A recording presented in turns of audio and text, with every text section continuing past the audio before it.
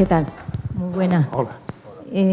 No sé si podíamos empezar, porque después de oír a Francesc, la planificación metropolitana, quizá lo que nos falta aquí en el territorio es una autoridad metropolitana, ¿no?, que tenga cabeza o que tenga autoridad para decidir lo que, o planificar, ¿no?, todo eso que hace falta. No sé si vosotros podemos empezar con este tema, ¿no?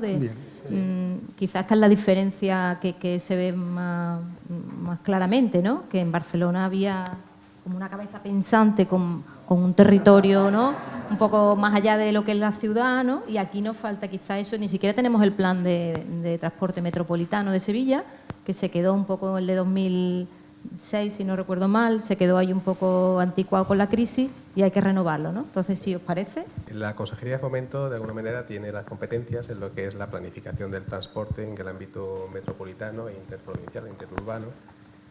Y, bueno, dentro de esas competencias, pues estamos desarrollando los 9 planes de transporte metropolitano andaluz, los 9. Cada uno está en una fase, principalmente están trabajándose en 5 de ellos, faltan por poner en marcha otros 4. El de Sevilla, particularmente, es verdad que hubo uno del 2006, quiero recordar, 2007, ¿no? Luego se inició una actualización, pero bueno, ha quedado ahí y ahora lo que se va a sacar en el de Sevilla es, porque lo que estamos utilizando últimamente es el Big Data, datos de telefonía móvil, ¿no?, para conocer la movilidad en las áreas metropolitanas. Y el de Sevilla vamos a sacar en breve la actualización del Big Data del Plan de Sevilla, y a continuación, cuando se diluyan, digamos, un problema que tenemos con el concurso, porque bueno, con el antiguo licitador hay un problema que está el tema en contencioso pendiente, pues ya se podrá sacar el plan, pero en principio no se puede sacar hasta que resolvamos ese contencioso. En el resto de Andalucía sí se está avanzando. Este año sacaremos el de Córdoba, se va a licitar el de Córdoba, el de Almería, y en el resto se está avanzando. El de Granada se adjudica en noviembre. Bueno, la planificación que se desarrolla en el ámbito metropolitano, los 9 áreas que tenemos en Andalucía, donde Sevilla es la más grande de todas. La Sevilla es el área metropolitana con 1.500.000 habitantes, es la más potente. Dentro de los 3 niveles es el nivel más alto de las áreas. Pues hay una planificación estratégica establecida que le hemos utilizado, nos ha ayudado el IAP, el Instituto Andaluz de Administración Pública, para definir una estrategia. Lo más fácil hubiera sido sacar los planes al exterior y que una empresa consultora viniera y te lo diera y listo, ¿no? Pues, sin embargo, lo que se está propiciando de la Dirección General de Movilidad de la Consejería y del Servicio de Planificación del Transporte es hacer partícipe, digamos, a la ciudadanía, hacer partícipe a los colegios de arquitectos, colegios de ingenieros, al sector en general que relaciona con la movilidad en la elaboración de esos planes. Entonces hay una primera fase que se hace un diagnóstico. Ese diagnóstico se pone en común en esa puertas abiertas, como le comento, donde esa información se hace unas mesas de trabajo, se obtiene información, se aporta al borrador del plan y se procede a una evaluación luego a partir de eso de unos comités de expertos, y se va depurando el plan hasta que se consigue un plan y se acuerda por Consejo de Gobierno, ¿no? Entonces son planes muy ambiciosos. Se ha olvidado, se ha abandonado la idea original de la planificación en gabinete del que le adjudican el encargo, lo desarrolla junto con la Administración y se entrega en absoluto, ¿no? Estamos haciendo que, además yo creo que es una política buena. Yo, que vengo de la ingeniería, al principio no la llegaba a entender y luego ya sí me han convencido, porque al fin y al cabo la movilidad es, digamos, la consecuencia de los actos de todos nosotros, hacer partícipe a las personas de la necesidad de que todos pongamos algo de interés en mejorar la movilidad en nuestras áreas metropolitanas, en nuestras ciudades, es fundamental. Entonces, esa participación activa de la ciudadanía me parece muy interesante, y creo que es un logro, ¿no? ¿De qué tiempo estamos hablando? Quiero decir, ¿cuánto se tarda en hacer el diagnóstico, tener todos los datos para que al final tener un plan? ¿Cuándo podremos tener un plan? ¿En el de Sevilla? Sí. El de Sevilla, como le digo, está pendiente el contencioso, resolver el contencioso, y cuando resolvamos el contencioso se podrá licitar. Estamos hablando de año y medio habitualmente, eso es lo que suelen tardar los planes de transporte metropolitano, aproximadamente.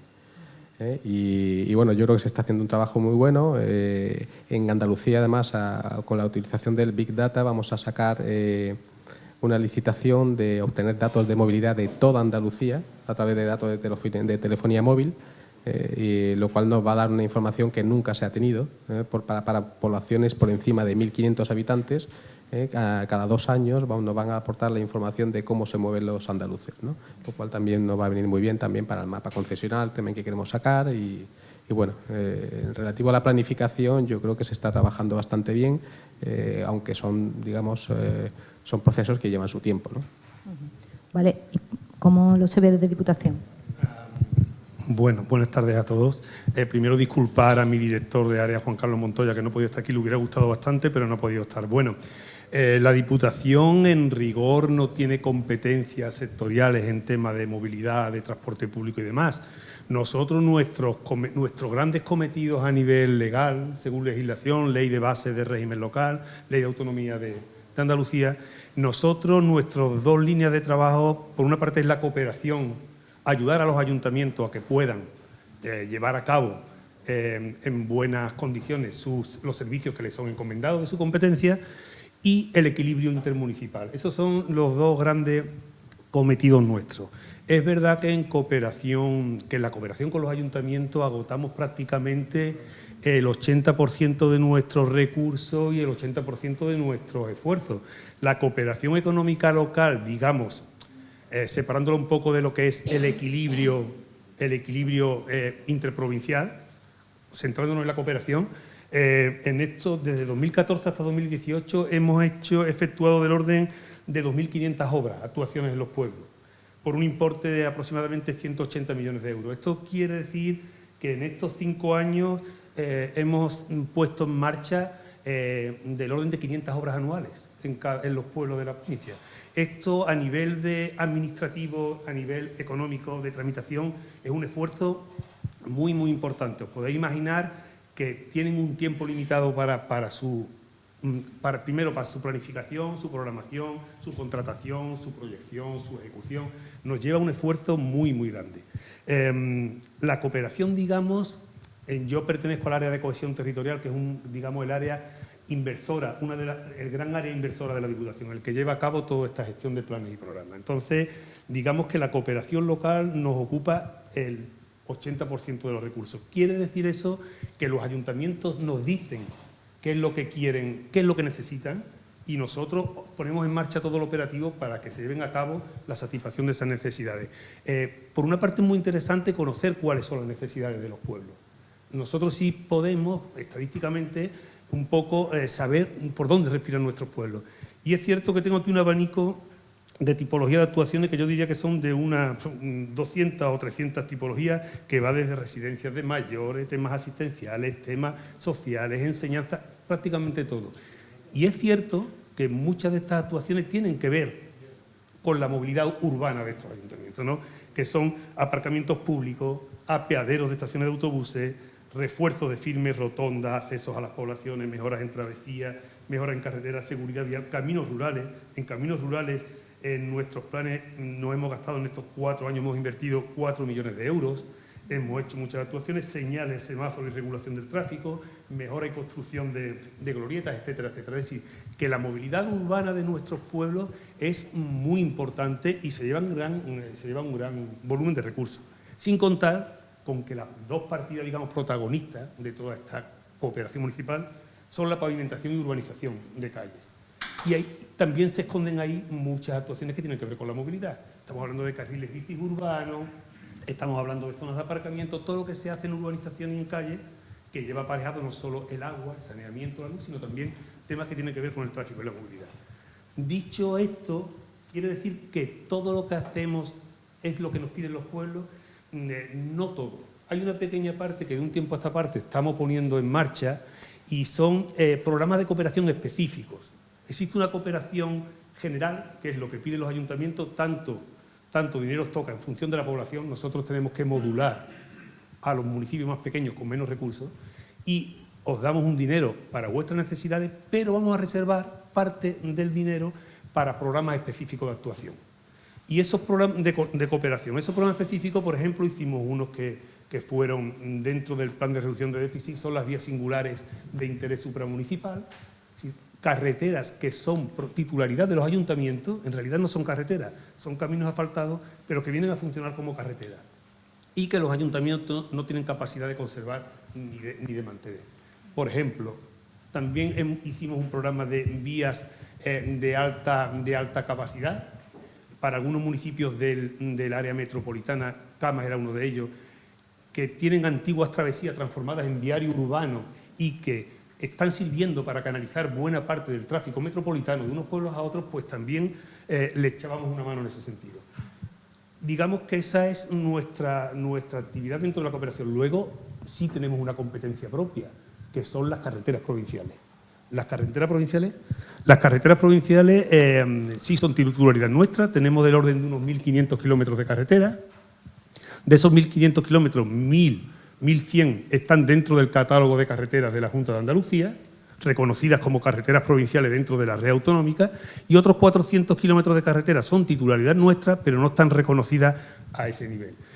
Pero tienen una peculiaridad, nuestra red, tanto la que está catalogada como sobre todo la que no está catalogada, tiene una función de capilaridad dentro del territorio, dentro de zonas no ya solo metropolitana y no tanto metropolitana. En nuestras carreteras en el área metropolitana son pocas, no llegan a conformar una red, son, digamos, tramos que han quedado con el tiempo englobados casi dentro de urbanizaciones y demás, pero sí son muy importantes estas carreteras fuera quizás del área metropolitana, en zonas de sierra, que nos permiten comunicar el territorio con fines turísticos, de ocio, productivos, en temas de minería, de explotación y de no sé cuánto, y digamos que la movilidad también es un poco eso. La movilidad metropolitana, es verdad, es el gran protagonista dentro de nuestro transporte, donde se dan los problemas más graves, pero también es movilidad la que se produce en territorios mucho menos poblados y, sobre todo, la que se produce como consecuencia de la explotación de los recursos del territorio, tanto turístico como productivo y de ocio. Entonces estamos trabajando, estamos haciendo un plan estratégico de carreteras. Queremos hacer una estrategia de carreteras que nos permita, primero, conocer la funcionalidad de nuestras carreteras a fondo, es decir, qué carreteras son carreteras con vocación ciclista, qué carreteras tienen vocación senderística, comunican con senderos de la provincia, qué carreteras tienen interés paisajístico, y en función de conocer bien nuestras carreteras poder proponer propuestas que tengan que ver con la movilidad, quizás no tanto metropolitana como sí movilidad por otro tipo de motivos, ¿no? Vale, muchas gracias. No sé qué piensa Francesc de eso que hablábamos de alguien que piense metropolitana. Bueno, sí. No, a ver, cuando me he expresado antes, nosotros desde el área de planificación estratégica lo que hicimos fue hacer un grupo de trabajo de técnicos para llegar un poco a una propuesta concreta a nivel metropolitano, que luego tuvimos incidencia en el Colegio de Ingenieros de Caminos y hubo un debate. Por ejemplo, este sistema ferroviario central pues llegó a un consenso que, de una serie de técnicos que estaban trabajando en Renfe, ferrocarriles o consultores, que era a título individual, pero que se manifestó como una voluntad de colegio, porque a veces pues estas discusiones se llevan en mesas compartimentadas donde finalmente no llega a haber un debate, ¿no? Yo creo que aquí sí que es importante llegar a fomentar que entre los técnicos, y especialmente a través de los colegios profesionales, se puedan hacer debates para llegar a consensos técnicos sobre ciertos temas que son un poco polémicos, pero para llegar a un consenso, a una propuesta, para que eso ya no entre en el término más de la política, y la política se entienda más en el sentido de que la política decida en qué momento y cuándo aplique esos consensos técnicos. Yo creo que a veces en ciertos temas no hay posibilidad de consenso porque hay posicionamientos diversos, pero también a veces es bueno que para ciertos temas que pueden ser claves para el futuro, llegar a ciertos consensos técnicos es importante, y a veces no es necesario un plan, pero sí algunos debates sobre algunos temas. Y la otra cosa, y en el área metropolitana tenemos un problema de gobernanza, porque está la Generalitat de Cataluña, que tiene la Autoridad del Transporte Metropolitano, que es la región metropolitana de Barcelona, que tiene una dinámica estamos un poco en desgobierno en estos momentos, hablamos de otros temas y lo tratamos poco. Luego el área metropolitana, que no tiene una tradición de planificación porque gestiona concesiones de autobuses y necesita hacer el paso a planificar. Y tampoco, bueno, estamos ahí. Después el Ayuntamiento de Barcelona, que tiene un ascendiente, pero tampoco y por tanto al final nos encontramos en un sitio un poco diverso. Y ahora pienso, por ejemplo, el rol que en Londres ha tenido Transport for London. Es muy importante.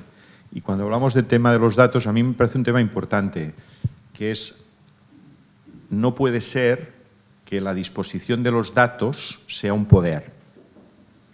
Y en ese sentido, las consultoras no tendrían que tener un poder por tener datos, sino que los datos están en abierto, si quieren, en una comisión donde cualquier consultora puede entrar y si cumple los requisitos mínimos, pues dispone de esos datos, y cada vez que hay una consultora que hace un estudio, hace una mejora de esos datos, y ahora con tema horario hay mucho recorrido y hay muchas posibilidades, se pueden hacer, pero entonces la consultora tiene que devolver los datos en vectorizado, no en PDF, en vectorizado. Y esa es la aportación por la que cobró, y tiene que haber una entidad como Transport for London que gestione estos datos y los pone a disposición de todo el mundo. Creo, esto lo está haciendo Zúrich, lo está haciendo Londres y lo hacen muchas ciudades. Creo que es fundamental. Los datos no son el poder. No puede ser que... Y en ese sentido, y precisamente las consultorías y lo que tienen que hacer es que el dinero lo ganen porque hacen una mejora de las correlaciones, del Big Data, del tratamiento, y eso es lo que un poco es la aportación en ese sentido. Y a nosotros no lo hemos conseguido, pero lo estamos trabajando en el área metropolitana y en el acuerdo entre Barcelona, el área metropolitana y la Generalitat, el ATM, para poder compartir los mismos datos y llegar al acuerdo de que cualquier consultoría los puede utilizar y gestionar esos datos. Y sobre todo porque ahora hemos pasado de tener la IMD, la intensidad media diaria, a tener horarias por motivos y por comportamientos muy diversos. Por tanto, tenemos todo un trabajo a realizar para conocer cómo nos movemos y por qué.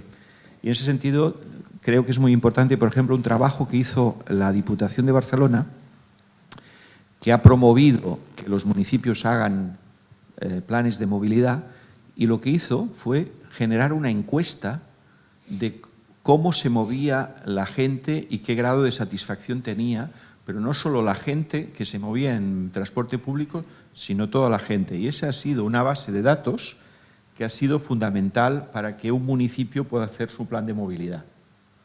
Y esos datos a nosotros ahora nos ha servido, porque también están en abierto, para poder empezar a calcular lo que llamamos el concepto de inaccesibilidad. Es decir, que la gente considera que hay un trayecto, un origen-destino por un motivo, que no se siente satisfecho y está utilizando el coche porque no tiene una buena alternativa.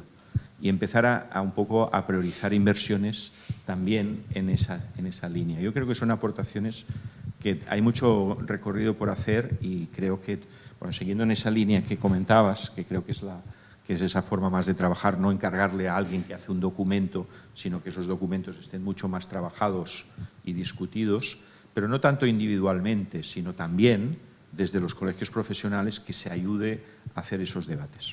Ahora con el plan de Sevilla, el plan de movilidad sostenible que ha hecho Sevilla, que ha hecho la capital, sería interesante que ese plan, que ya está terminado, sirviera para, pues ahora nos comentaban esta mañana que se estaban haciendo propuestas para hacer algo con ese plan, pero echamos de menos un poco que esos datos estén en abierto, que es lo que hablaba un poco Francés, y que luego, no sé, esas líneas express famosas que han ido tan bien, ¿no? Que se pueda hacer algo ya con eso, ¿no? Se trata de entender, digamos, que la ciudadanía no es malévola, sino que la ciudadanía puede, digamos, colaborar y hacer unas prácticas en las cuales cada día, digamos, seamos mejores personas, porque realmente, digamos, estemos intentando aportar, no estemos intentando, digamos, fastidiar, porque yo creo que, bueno, habrá gente que lo hagan, porque en todos los lados pues hay locos, ¿no?, que ya lo vemos, ¿no? Pero yo creo que la ciudadanía en general no está ahí, está, digamos, por aportar y por sentirse integrado, digamos, en los planes que hacen las administraciones. No sé si te parece, Antonio, que se pregunte, ¿no? Se abra ya el debate, ¿no? Y así...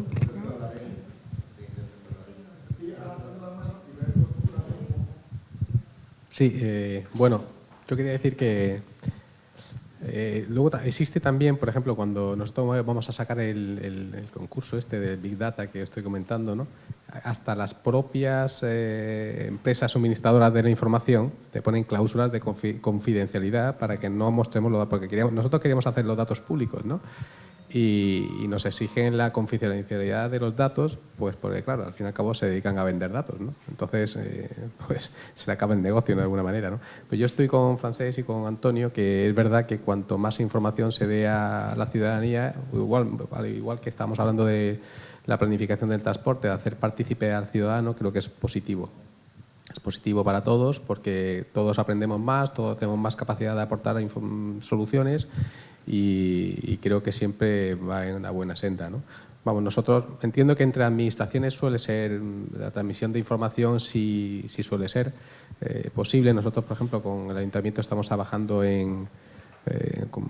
con el tema de Palmas Altas, el posible traslado de la Ciudad de la Justicia allí a la zona de Palmas Altas y se han ofrecido, evidentemente, a aportarnos sus 40 y tantas mil datos de encuesta que han hecho en el reciente estudio de movilidad.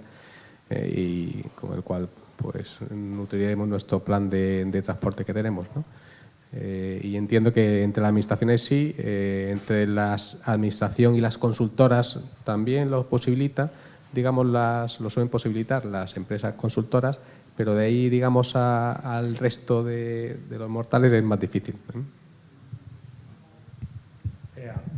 Me gustaría aportar algo también en este sentido. Yo creo que hoy día además existe una tecnología bastante importante y bastante avanzada que nos permite, sobre todo en temas territoriales que estamos hablando, nos permite compartir la información de forma muy fácil. Los sistemas IS que funcionan con capas de información donde podemos superponer que si foto aérea, que si carreteras, que si ferrocarriles, nos dan un conocimiento importante. Yo creo que la información en sí nos da poder la capacidad de manejar esa información y de obtener conocimiento de esa información. La información en sí no sirve para nada. Guardarse la información en un cajón, pues prácticamente eso no tiene ningún sentido. Manejarla, saber utilizarla, saber contraponerla con otra persona, saber discutir con ella. Y bueno, yo también creo que a la hora de hacer planificación ya tenemos casi todos asumido de que hay una parte de difusión pública, de poner esa disposición, esa información a nivel del público, que sin eso no podemos avanzar en ningún tipo de planificación, ¿no? Entonces, claro, la información, ya hay mucha tecnología para que podamos compartir la información y no tengamos que tenerla escondida en el cajón.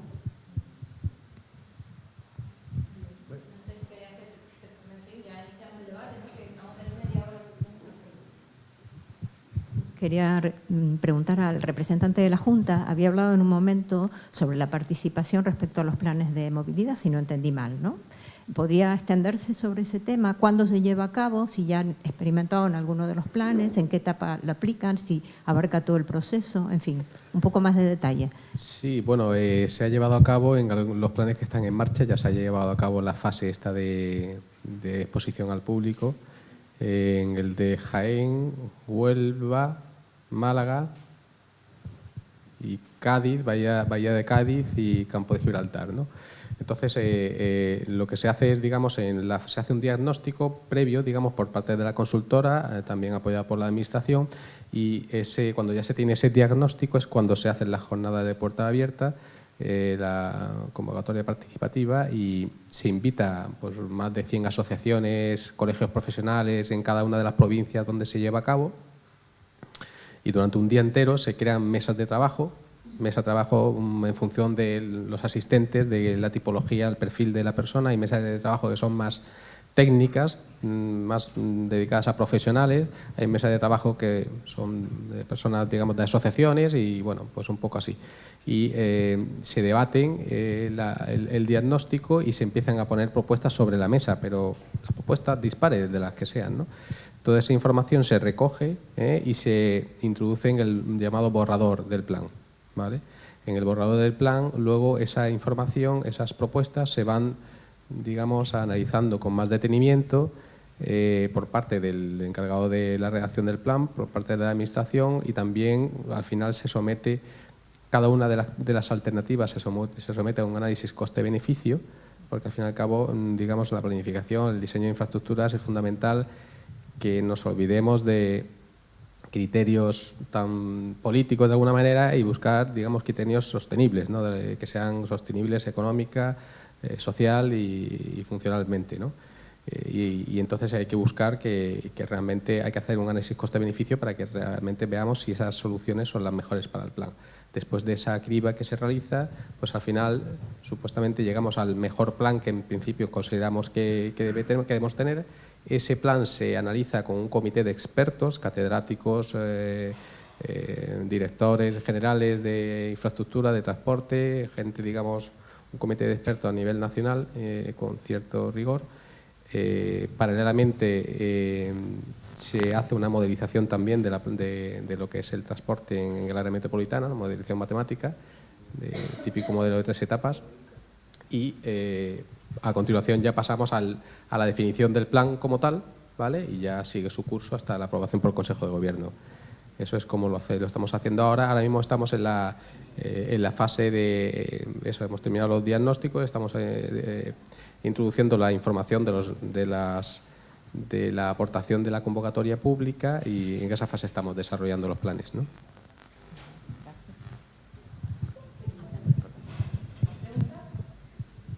Solo un comentario. Es que la participación es la formal, la que ustedes están llevando a cabo, ¿no? Es la que establece los sistemas para la planificación. Y mi inquietud era si había alguna recogida previa, ¿no? Porque para el diagnóstico también tienen mucho que decir los agentes sociales. Sí. Sí, bueno, en el diagnóstico de alguna manera ahí se posibilita la aportación de información de todo tipo, tanto del estado actual de la movilidad, así como de las propuestas futuras de mejora, ¿no? O sea que ahí, de alguna manera, lo que se pretende es nutrir al diagnóstico original y también a las posibles aportaciones a futuro, porque en el diagnóstico ahí no hay planteamientos todavía, no hay planteamientos de actuaciones en materia de movilidad, ¿vale? Ahí es abierto un poco decir, oye, mira, esta es la movilidad en el ámbito metropolitano de Sevilla. ¿Qué aportaciones puede hacer la ciudadanía? ¿Vale? Estamos abiertos a poner todas las aportaciones y esas se filtran con criterio técnico y las más lógicas o razonables, o que veamos que están dentro de una cierta racionalidad, pues se pasan, digamos, a procesos de criba de análisis coste-beneficio de cada una de las alternativas. Es un trabajo tremendo. Hay un aspecto del proceso que usted ha enunciado que de alguna manera, digamos que me inquieta, ¿no? Haciendo un poco de historia y reconstruyendo, por ejemplo, lo que pasó con el último plan subregional que se aprobó en el área metropolitana, en la aglomeración. ¿No se oye? Sí. Ahora parece que sí. Haciendo historia y rememorando lo que pasó en el plan de la última aglomeración urbana de Sevilla, de 2009, quiero recordar el que ahora está aprobado. Recuerdo que la consejera en su momento de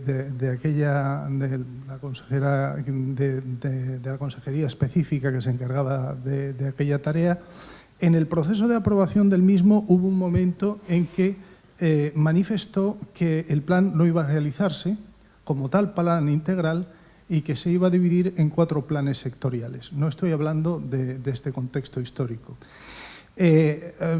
Digamos, se había realizado ya el plan, precisamente ese plan de 2006 del que estamos hablando, que había de alguna manera delimitado el ámbito, pero digamos, no existía, parecía en aquel momento, luego finalmente sí surgió, no existía la voluntad de ir hacia un modelo integral. Mi pregunta va orientada, digamos, en este sentido. Se están realizando unos modelos de movilidad, con unas respuestas de movilidad metropolitana, pero en un momento que podemos designar convulso desde el punto de vista de la perspectiva de las acciones sobre el territorio. Es decir, tenemos un POTA o Plan de Ordenación del Territorio de Andalucía, de cuya continuidad, en el contexto de un cambio de la visión sobre el territorio, de un cambio político de entidad, no podemos estar seguros. Tenemos asimismo unos planes subregionales y un plan del litoral que están expuestos probablemente a una dinámica de cambio. Tenemos incluso una ley del suelo que evidentemente va a cambiar y que de alguna manera está vinculada a todo este proceso.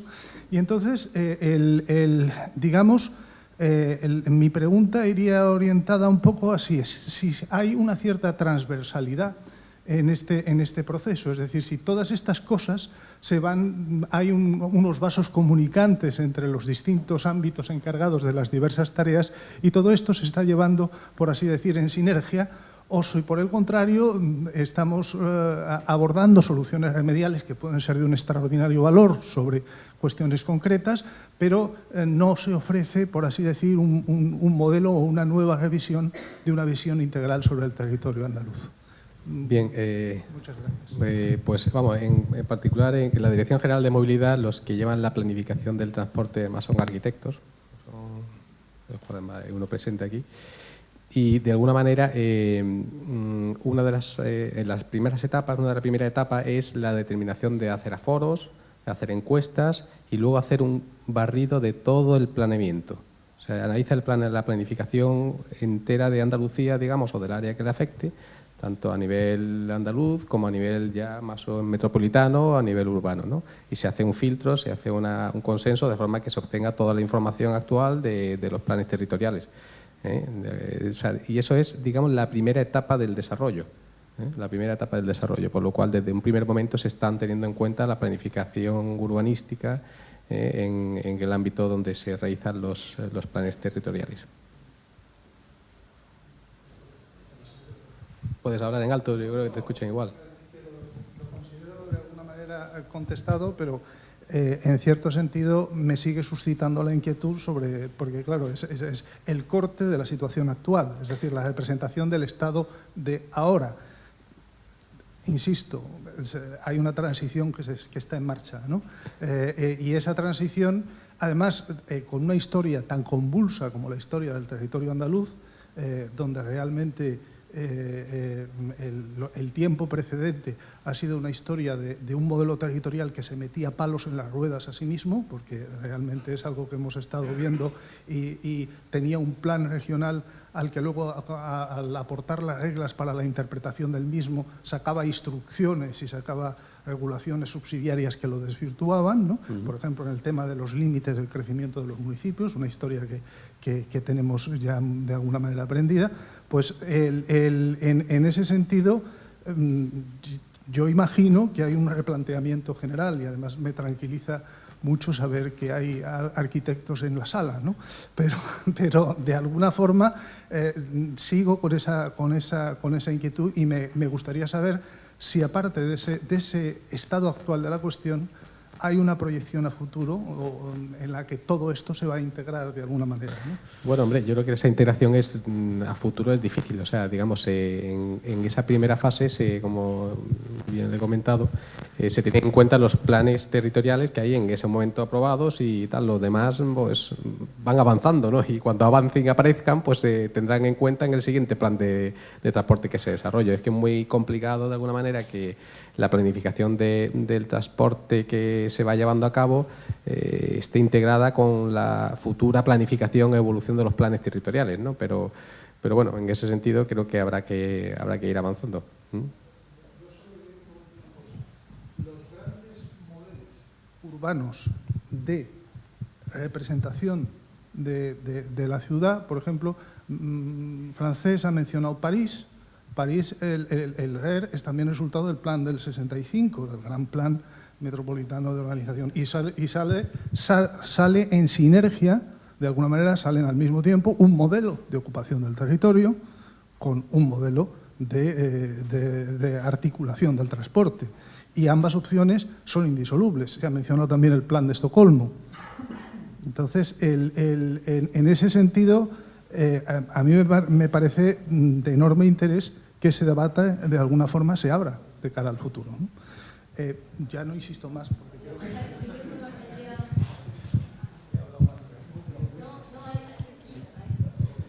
que... buenas tardes. Hace 25 años tuvimos unas jornadas parecidas organizadas por la Consejería sobre metro ligero, se pusieron muchos casos europeos, hablamos de movilidad, y al cabo de 25 años pues estamos repitiendo muchas de las cosas que se dijeron entonces, ¿no? Cuestiones sobre el modelo de ciudad, sobre el fenómeno metropolitano, sobre la intermodalidad. Salieron en los 90 todos los planes de intermodalidad potenciados por el Gobierno central, incluso una dirección general sobre el problema de ciudades, ¿no?, que parecía que iba a ser un poco la solución a esa necesidad de unar esfuerzo en el problema que teníamos en las ciudades. Se sacaron los planes, aquí se había sacado antes el Pistas, se sacó el plan de movilidad del 2009, al cabo de 10 años volvemos a sacar nuevos planes de movilidad, pero bueno, señores, ¿dónde está la realidad? La verdad es que la falta de compromiso absoluta en el desarrollo, no ya en la planificación, en el desarrollo efectivo de medidas sobre el territorio por parte de la comunidad autónoma ha sido escandaloso en los últimos 20 años en muchas de las ciudades. Se ha hecho una línea de metro, la línea 1, la conozco bien, estaba en la Comisión del Transporte, me cuesta hablar un poco de experiencias personales, pero después de oír la naturalidad con la que Antonio habla de esas cosas, lo voy a contar. Estando en la Comisión del Transporte Metropolitano se nos plantea la nueva línea de Sevilla, ¿no?, la moderna, la que ya valía, después de haber rechazado las líneas del año 75, y las líneas de metro acaban todos en el ámbito, en el perímetro del término municipal de Sevilla, ¿no?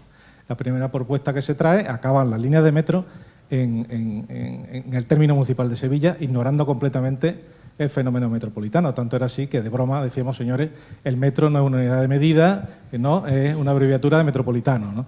Entonces, esa extensión que por pesadez conseguimos que se extendiera hasta el Aljarafe y cambiar el modelo de explotación que se pretendía de una línea exterior periferia y otra línea de la periferia al centro con transbordos, etcétera, etcétera, y una disminución de frecuencia, etcétera, disuasoria completamente del uso del transporte público, bueno, se consiguió en un caso.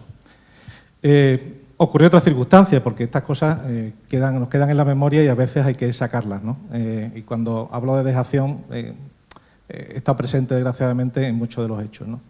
Cuando se saca el plan de transporte metropolitano en aquella comisión técnica, se deja de convocar a esa comisión técnica que tenía un planteamiento de red en una proporción muy alta de red en superficie, y se oculta y de pronto aparece una planificación del transporte moderno de Sevilla con el 70 al 80% de la red subterránea y el resto en superficie, ¿no? Y diciendo que no íbamos a ser menos que Valencia, menos que Bilbao, cuando nuestra realidad territorial es completamente distinta, ¿no? Cuando en la ciudad moderna pues tenemos prácticamente un 40% del suelo ocupado por vialidad, ¿no? Es una barbaridad.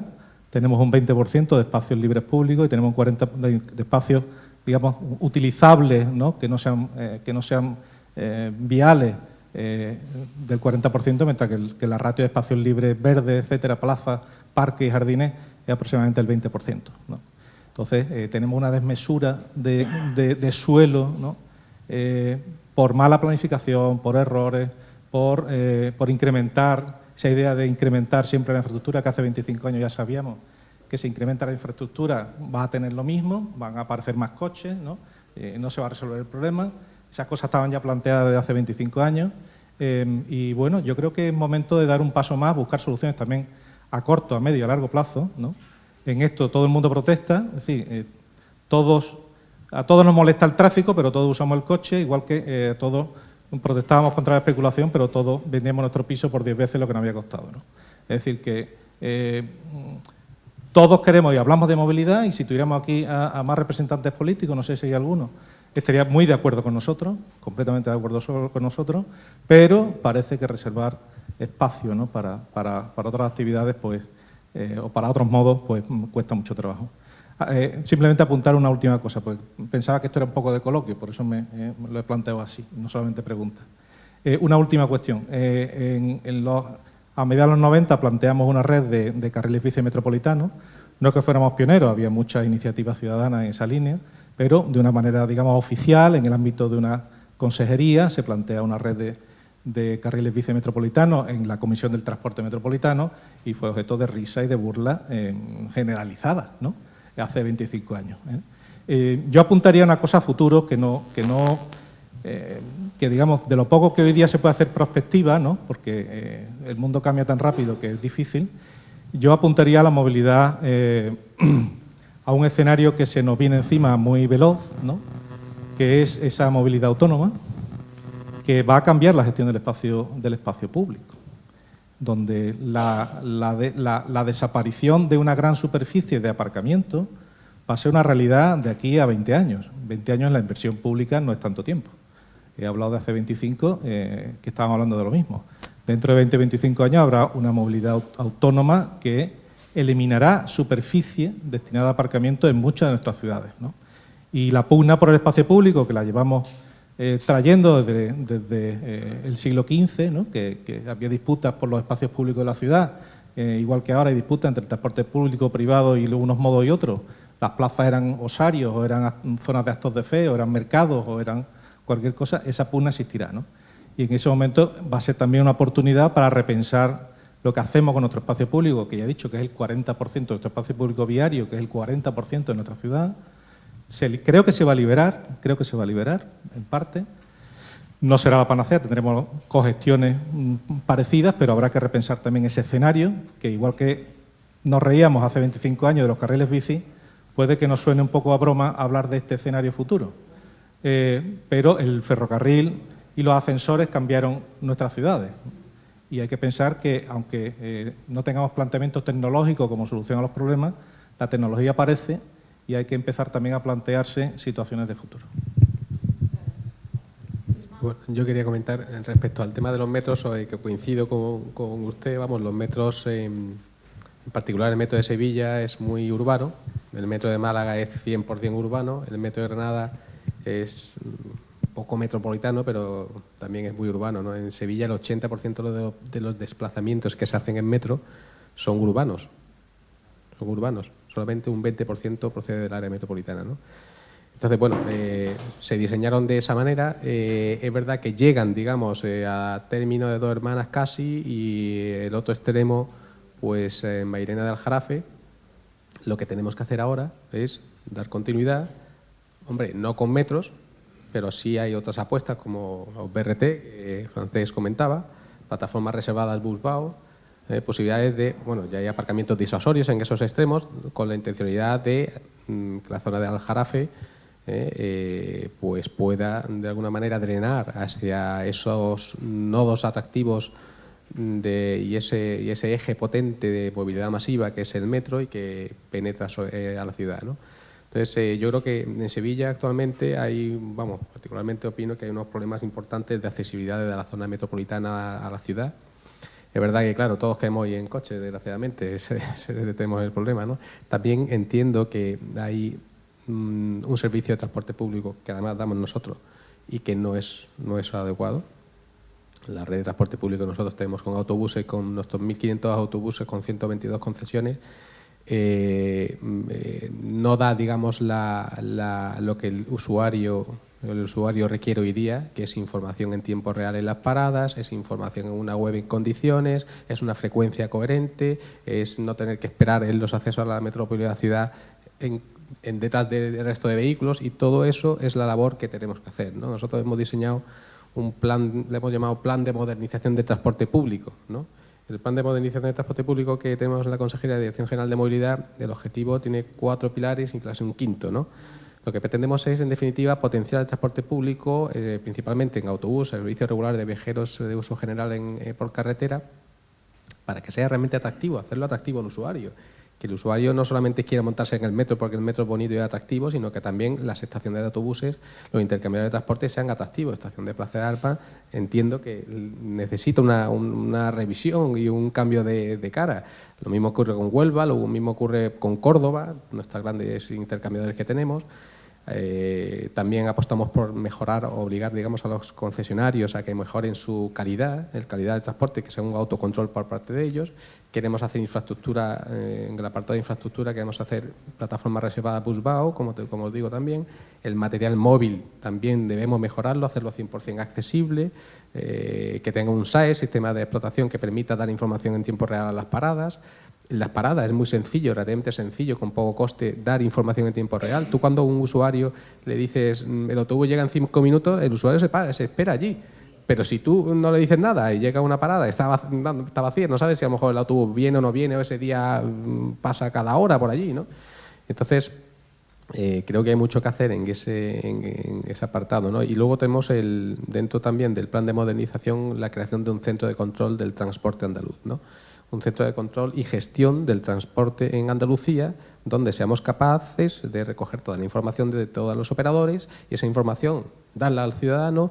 Podemos identificar incidencias que se pueden producir en la red, podemos integrar también los servicios ferroviarios, que la información de los centros de control ferroviarios, de los metros también, y de alguna manera poder gestionar el transporte en Andalucía, que actualmente nosotros, si se para el metro en Sevilla, nos enteramos después de una quinta llamada que llega al viceconsejero y alguien le llama y dice se ha parado el metro, ¿no? O sea que, y eso tenemos mucho que mejorar, y por eso hemos diseñado ese plan de modernización del transporte andaluz, que tiene, digamos, esos 4 pilares básicos, y el último quinto es el mapa concesional, ¿no? Hacer un mapa concesional.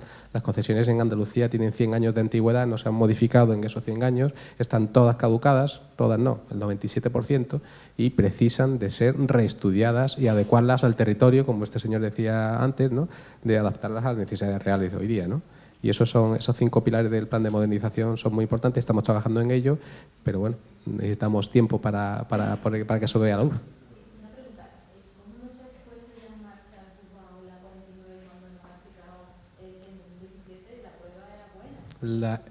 Sí, parece ser que en el 17 fue, ¿no? El 17 se hizo una prueba en la Semana de la Movilidad, según me comentan. El Consorcio de Transporte de Sevilla también estaba involucrado con la DGT, porque esto es una carretera del Estado, la 49 de la carretera del Estado. Nosotros ahí no podemos hacer absolutamente nada. No es competencia nuestra, no podemos entrar. Es cosa del Estado y la DGT, que es la que controla el tráfico. Luego nosotros tenemos algunas propuestas sobre la mesa, como es el Puente de las Señoritas, que queremos que salga a licitación inmediatamente, vamos, en este mes. Sí, esa sería magnífica.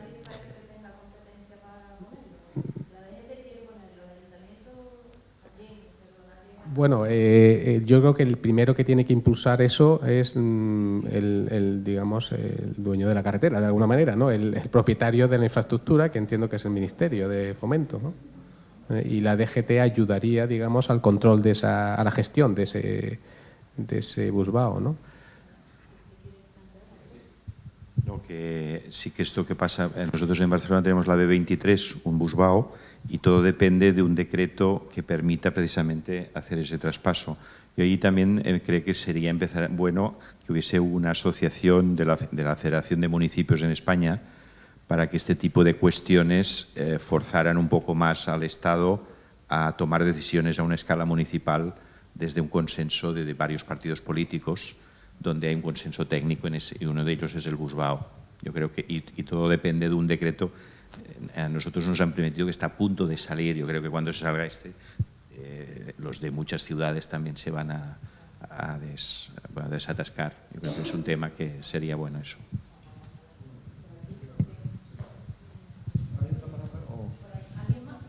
Sí. Lleva el turno de palabra, ¿no? Corto. Vamos a ver, aquí se ha hablado de la red de metro de 1975. La primera vez que se hace una red de metro en Sevilla es precisamente en el 75 y la hace el Ministerio de Fomento. En ese momento, digo eso porque yo vine aquí a Sevilla a hacer el metro. Entonces, en ese momento las estaciones eran muy profundas, bueno, se hacía prácticamente en túnel todo, incluso se aplicaron sistemas como, por ejemplo, porque la segunda fase yo hacía Gran Plaza hasta San Bernardo, y ahí se empezó con un topo, congelando el terreno porque habría que llegar con unas pantallas muy fuertes hasta la Marga y poder seguir en túnel con la Marga. Con lo cual, en Sevilla, en contra de la tradición de que no se pueden hacer túneles y tal, eso es una patraña. Es decir, en Sevilla no se pueden hacer túneles en superficie, evidentemente, o relativamente superficiales. Bajando a la Marga y con suficiente profundidad se hace cualquier tipo de túnel. El metro ha cruzado así. Entonces, quiero decir también que en ese momento, cuando se puso en marcha, al final, en el 80, dicho metro, yo tuve una reunión con el director general entonces de Transportes y gran parte del metro quería hacerse en superficie. La mayoría de los, voy a decir entre comillas, expertos, dijimos que eso era una barbaridad en Sevilla. Es decir, en Sevilla querían hacer, los que conocéis Sevilla, por el puente de San Telmo, ampliar el puente y al final salías enfrente del Cristina. Bueno, a mí me parecía una aberración total. Conclusión, al final se decidió, y creo que con buen criterio, que el metro debía de ser profundo. Bien es verdad que luego en el desarrollo surgió algún problema en una estación, concretamente cuando se hicieron 2 pozos de captación, 2 pozos de sondeo, 2 pozos para hacer desde ahí las estaciones, tanto en Puerta Jerez como en la Plaza San Francisco, que por dificultades, no por dificultades técnicas, sino por mala ejecución, dieron algún problema. Pero hoy día, igual que entonces, la técnica permite hacer cualquier tipo de obra, cualquier túnel debajo de la catedral, en París se ha hecho así en muchos sitios. Es decir, hoy día no es problema. Y en cuanto a la, no sé qué me iba a comentar, lo de en superficie y luego otra cosa que he hablado esta mañana, quiero decir que yo soy un firme defensor del metro, pero en profundidad. Bien es verdad que cuando ya sales de la zona, digamos, núcleo central, ¿cómo se va a ir al núcleo central, al núcleo histórico? ¿Cómo se va a ir en otra cosa que no sea en metro? Pues está claro que tú vas por debajo y tienes en la Plaza de la Encarnación, en la Plaza del Duque y en la Alameda, 3 puntos donde hay que hacer unas estaciones para salir luego perfectamente. O sea que sitio hay y es a mi juicio el modelo para llevar el transporte al centro de Sevilla. Y no sé qué puñeta iba a decir más, como se me ha olvidado. Bueno, pues muchas gracias.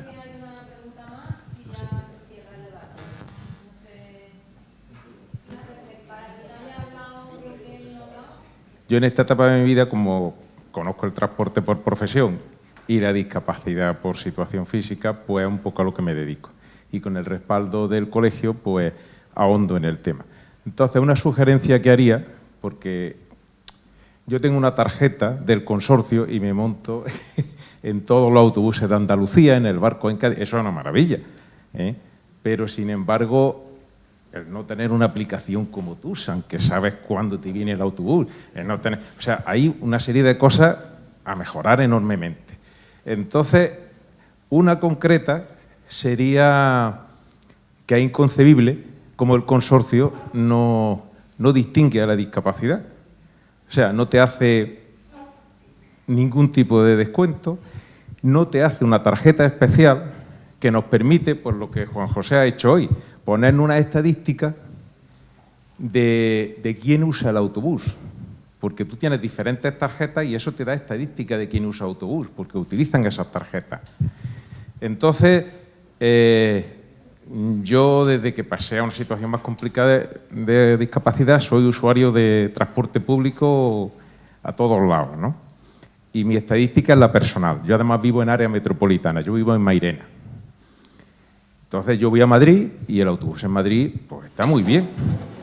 TUSAN, cuando vas a Madrid notas algún detalle que Madrid está mejor, pero TUSAN está muy bien. Y además TUSAN mide, antes cuando ha puesto las estadísticas de qué tipo de usuarios lo hacían, no veía, la he visto un poco rápidamente y no veía la de usuarios con discapacidad, pero yo seguro que la tienen y la pueden sacar, ¿eh? La situación es que el autobús metropolitano no lo utilizan los discapacitados. Si tú pones una tarjeta, ese problema se pone sobre la mesa y hay que darle solución. Pero si no diferencias, lo que no se mide no existe. Si no diferencias el usuario, pues no puedes medirlo. Entonces, eso sería una sugerencia que creo que además va con los tiempos. O sea, vamos, TUSAN lo hace gratuito. En Madrid, en el Consorcio de Madrid, en cualquier lado, cualquiera hace un descuento. Si hace un descuento, invita a tener una tarjeta especial. Y si tiene una tarjeta especial, lo mides. Y yo soy afortunado, vivo en Sevilla, vivo en área metropolitana, estoy al lado del metro y yo cojo el metro y TUSAN y voy a cualquier lado. Luego cojo Renfe y voy también a cualquier lado.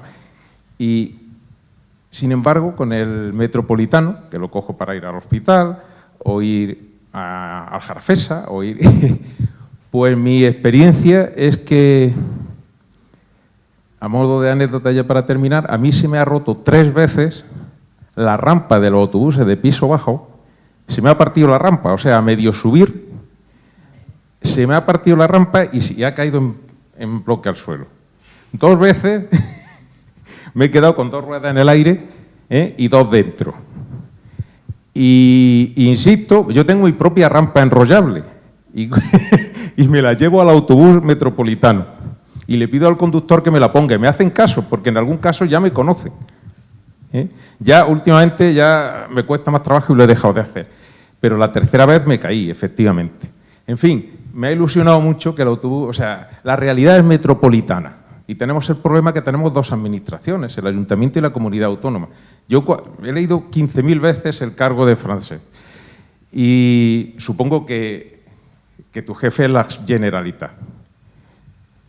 No, yo soy área metropolitana, era área metropolitana. Pero área metropolitana es de la Generalitat. No, mayoritariamente al menos, ¿no? Es la única entidad de ámbito local en España de plurimunicipal. Es la única. No hay, estaría bueno que hubiese otras áreas metropolitanas. Bueno, pues eso... Yo estaba totalmente despistado de quién era su jefe, porque lo que diga Francesc le van a hacer seguramente caso en las 2 administraciones. Entonces, a nivel planificación, por lo menos, o a veces no lo logran, ¿no? Pero por lo menos a nivel planificación se pueden experimentar cosas de esas. Bueno, eso es un poquillo de mayor alcance, ¿no?